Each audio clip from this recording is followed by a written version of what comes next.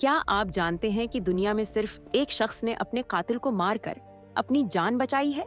When नैंस ने मंटाना में मिसूला मॉलर के नाम से दहशत फैलाई। वो फर्नीचर डिलीवरी मैन का काम करता था और इस बहाने लोगों के घरों का जायजा लेता था, फिर रात को वापस आकर उन्हें कत्ल कर देता था। 1986 में नैंस ने डॉग और क्रिस वेल्स के घर में दाखिल होने का फैसला किया। ये उसका आखिरी शिकार होना था, लेकिन जब उसने डॉग को गोली मारी तो कुछ और ही हुआ। डॉग ने अपने खून में लथपथ हालत में एक राइफल उठाई और नैंस को मारना शुरू किया।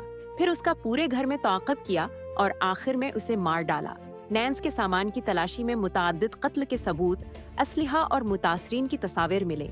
डॉग वेल्स वाहिद शख्स है जिसने अपने सीरियल किलर को मारकर अपनी जान बचाई।